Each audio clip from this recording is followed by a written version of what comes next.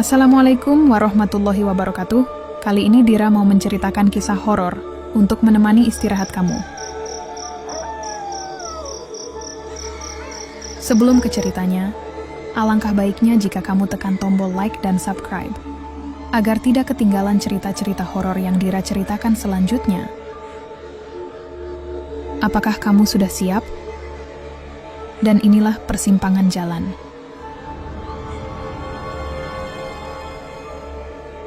Malam itu, hujan turun deras.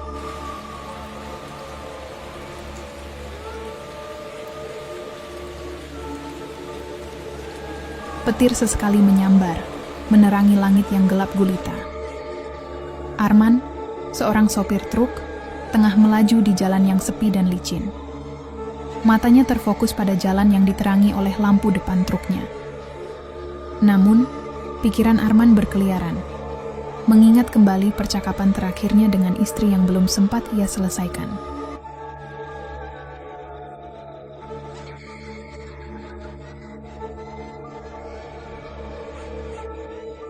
Ketika tiba di persimpangan jalan yang terkenal angker, Arman merasakan sesuatu yang aneh. Suhu udara di dalam truk tiba-tiba menjadi sangat dingin, seolah-olah ada sosok yang tak terlihat tengah duduk di sampingnya. Jantung Arman berdegup kencang, tapi ia mencoba mengabaikan perasaan aneh itu dan fokus kembali pada jalan. Di tengah persimpangan itu, mendadak terlihat seorang wanita berpakaian putih, berdiri di tengah jalan dengan kepala tertunduk. Arman terkejut dan refleks menekan rem sekuat tenaga. Truknya tergelincir, berputar, dan hampir menabrak pohon di pinggir jalan. Saat truk berhenti, Arman terengah-engah dengan keringat dingin yang mengalir di pelipisnya. Dia keluar dari truk untuk memeriksa keadaan wanita itu. Namun, saat ia mendekat, sosok wanita tersebut perlahan memudar, seolah-olah diserap oleh kegelapan malam. Arman merasa semakin takut, tapi ia tetap berjalan ke tempat di mana wanita itu berdiri. Setibanya di tempat tersebut, ia menemukan sesuatu yang mengerikan. Sebuah nisan tua dengan tulisan yang sudah hampir tak terbaca. Ratna meninggal dalam kecelakaan tragis 1984. Arman mundur dengan gemetar. Wanita itu adalah arwah yang terperangkap di tempat kecelakaan tragisnya terjadi. Dan mungkin malam ini dia mengincar korban baru. Dengan perasaan yang campur aduk antara takut dan rasa bersalah, Arman kembali ke truknya. Namun, begitu ia membuka pintu, ia menemukan kursi penumpang basah. Seolah-olah ada seseorang yang duduk di sana baru saja keluar. Arman tak bisa menahan diri lagi. Ia segera menyalakan mesin truk dan melaju secepat mungkin meninggalkan persimpangan itu. Namun, di kaca spion, ia melihat sesuatu yang membuat darahnya membeku. Wanita berpakaian putih itu duduk di kursi belakang, tersenyum dengan tatapan kosong. Sejak malam itu, Arman tak pernah terlihat lagi. Truknya ditemukan kosong di pinggir jalan, dengan pintu yang terbuka lebar dan kursi penumpang yang basah, seakan hujan deras baru saja turun di dalam truk.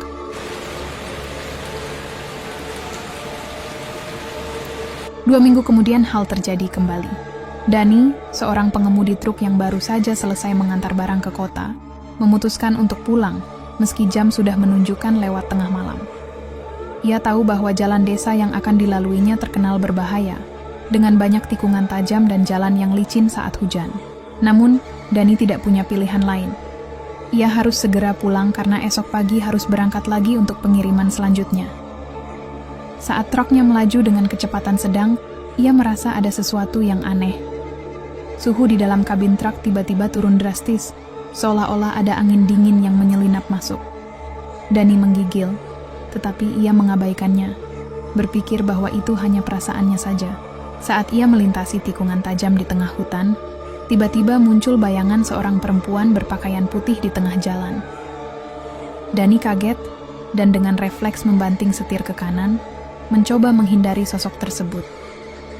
Namun, jalan yang licin membuat truknya tergelincir dan terguling beberapa kali sebelum akhirnya berhenti di tepi jurang. Dani terlempar keluar dari kabin truk dan tergeletak di tanah dengan tubuh penuh luka. Sakit yang luar biasa membuatnya sulit untuk bergerak, tetapi ia masih sadar.